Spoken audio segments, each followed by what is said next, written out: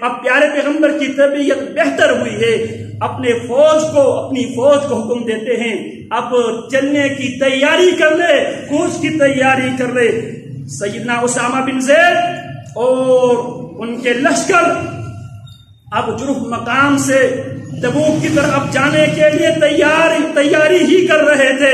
اسی دوران سیدہ ام ایمن رضی اللہ تعالی عنہ پیغام بھیجتی ہے جناب اسامہ بن زید کو، اسامہ ٹھہریے، اسامہ رسول اللہ صلی اللہ علیہ وسلم پر موت آئی ہے۔ جناب اسامہ واپس آتے ہیں، اسامہ رضی اللہ تعالی عنہ کے ساتھ جناب عمر ابن الخطاب اور جناب ابو عبیدہ ابن الجراح رضی اللہ تعالی عنہما جناب اسامہ بن زید رضی اللہ تعالی عنہ کے ساتھ مدینہ منورہ تشریف لاتے ہیں۔ اللہ اکبر کبیرہ۔ پھر اس کے بعد سیدہ عائشہ رضی اللہ تعالی عنہ فرماتی ہے اسامہ بن زید کا لشکر یہ بات سنتے ہی وہ بھی مدینہ منورہ داخل ہوتے ہیں، اور جناب اسامہ بن زید کی فوج کا علمبردار سیدنا بریدہ بن حصیب رضی اللہ تعالی عنہ اس پرچم کو پیارے پیغمبر علیہ السلام کی دروازے پہ گاڑ دیتے ہیں۔ سیدنا اسامہ بن زید رضی اللہ تعالی عنہ کی فوج تمام معاملات کو دیکھ لیتے ہیں، اور سیدہ عائشہ رضی اللہ تعالی عنہ فرماتی ہیں فاستأذن عمر والمغیرۃ بن شعبہ، پھر ہم سے اجازت مانگے، کس نے؟ جناب عمر ابن الخطاب اور مغیرہ ابن شعبہ نے۔ رسول اللہ صلی اللہ علیہ وسلم کی وفات کے بعد سب سے پہلے حجرہ عائشہ میں داخل ہونے والے جناب عمر ابن الخطاب اور مغیرہ بن شعبہ رضی اللہ تعالی عنہما تھے، کیونکہ جناب ابو بکر رضی اللہ تعالی عنہ سنا گئے ہوئے تھے۔ اللہ اکبر کبیرہ۔ جب سیدنا عمر ابن الفاروق مغیرہ ابن شعبہ رضی اللہ تعالی عنہما کو ازواج مطہرات کی طرف سے سیدہ عائشہ کی طرف سے اجازت ملتی ہے، وَدَخَلَ عَلَيْهِ فَكَشَفَا الثَّوْبَ، دونوں پیارے پیغمبر علیہ السلام جس کمرے میں لیٹے ہوئے تھے، جس کمرے میں تھے، اس کمرے میں حجرہ عائشہ میں داخل ہوتے ہیں اور پیارے پیغمبر علیہ السلام کے اوپر ڈالے ہوئے کپڑے ہٹا دیتے ہیں۔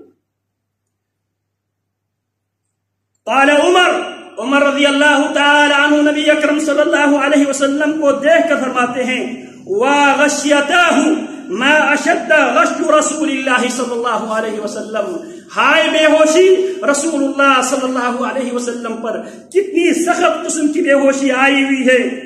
ثم قام، یہ کہہ کر سیدنا عمر ابن الخطاب اور مغیرہ بن شعبہ رضی اللہ تعالی عنہما واپس جانے لگتے ہیں۔ فلما انتہیا الی الباب، جب دونوں کمرے کے دروازے پہ پہنچے، سیدنا مغیرہ بن شعبہ رضی اللہ تعالی عنہ جناب عمر رضی اللہ تعالی عنہ سے فرماتے ہیں یا عمر مات رسول اللہ صلی اللہ علیہ وسلم، عمر رسول اللہ صلی اللہ علیہ وسلم وفات پا چکے ہیں۔ سیدنا عمر کیا رد عمل دیتے ہیں؟ قال عمر کذبت ما مات رسول اللہ صلی اللہ علیہ وسلم ولکنک رجل تحوسک فتنہ۔ سیدنا عمر کیا فرماتے ہیں؟ رسول اللہ صلی اللہ علیہ وسلم پر موت نہیں آئی ہے، کذبتا، تو نے جھوٹ بولا مغیرہ ابن شعبہ، ما مات رسول اللہ صلی اللہ علیہ وسلم، پیارے پیغمبر پر موت نہیں آئی ہے، ولکنک رجل تحوسک فتنہ، اس معاملے میں مغیرہ تو آزمائش میں، فتنے میں تو مبتلا ہے۔ وَلَن يَمُوتَ رَسُولَ اللَّهِ صلی اللہ علیہ وسلم حَتَّى يَفْنِي الْمُنَافِقِينَ۔ سیدنا عمر فرماتے ہیں اللہ کی قسم، اللہ کی نبی ہرگز وفات نہیں پائیں گے جب تک منافقین کو ختم نہیں کرتے، اس وقت تک پیارے پیغمبر پر موت نہیں آ سکتی۔ یہ حالت تھی مدینہ منورہ کی رسول اللہ صلی اللہ علیہ وسلم کی موت کے بعد۔ جب جناب عمر رضی اللہ تعالی عنہ یہ کہتے ہوئے نکلے اور وہاں پہ اعلان کر دیا جو اگر یہ کہے پیارے پیغمبر علیہ السلام پر موت آئی ہے، میں اس کے سر تن سے جدا کر دوں گا، میں اس کے سر کاٹ کے رکھ دوں گا۔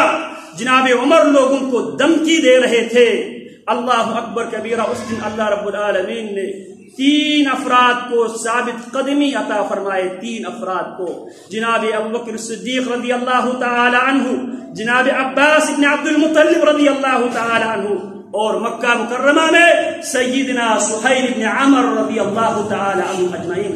ان 3 افراد کو اللہ رب العالمین نے یثبت اللہ الذین آمنوا بالقول الثابت فی الحیاۃ الدنیا وفی الآخرہ، اللہ ایمان والوں کو کلمہ توحید کی بنیاد پہ اللہ ثابت قدمی عطا